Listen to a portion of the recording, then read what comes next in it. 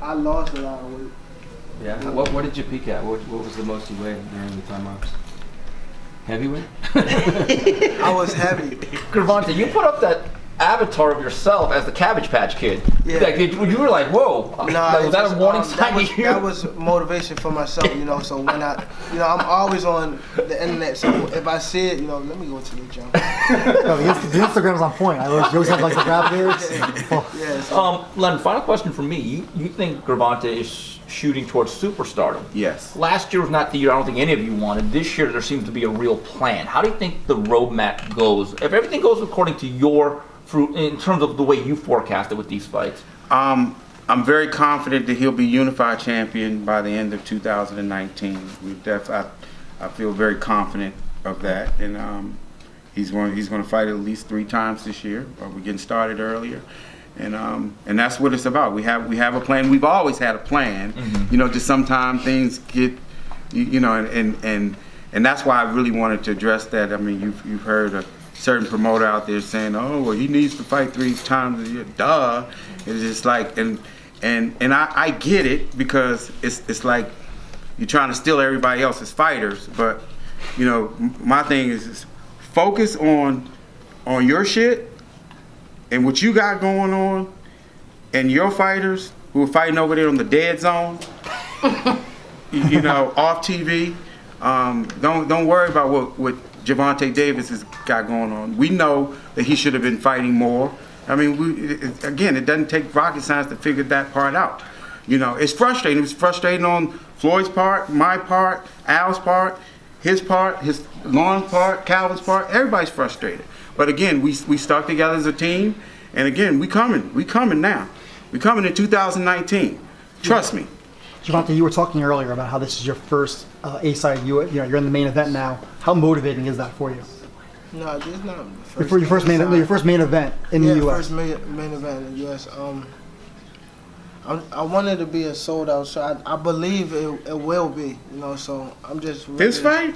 Yeah. Man, this thing can make me sold out here quick. Yeah, I'm quick. I'm ready. You know, 19. I'm ready. I'm standing in the gym 24/7.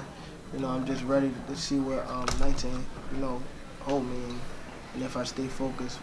I'm aiming, to be honest, for a pay-per-view by 2020.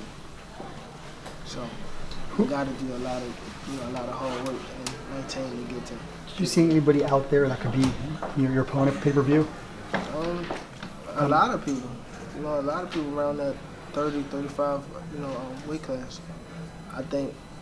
To be honest, I think me and Terry could be pay-per-view. I think me and Loma could be pay-per-view, and on and on. And those kind of fights, they will happen. Again, we're going to line each and every, and it's not one guy that we're going to put him in front of that we are very confident that he can beat. So you're saying that you think the Tank and Loma fight's going to happen at some point? If he's continually doing his thing, of course, why not? I mean, because we're gonna do our thing. Why not? It's definitely, I think, and he's a phenomenal fighter.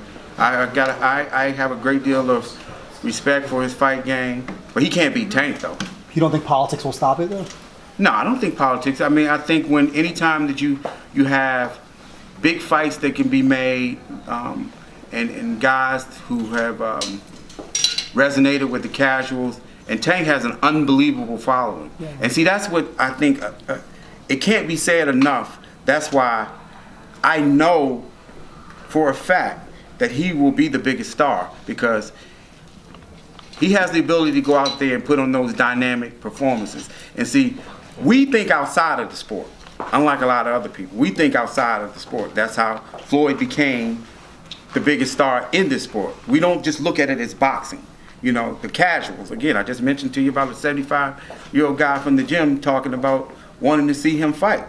And we know how to market him in that kind of way.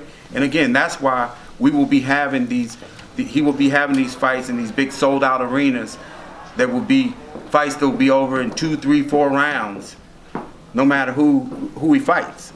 You know, and you're not going to knock out everybody, but what a lot of people don't understand is Tank just only isn't the biggest puncher in the sport.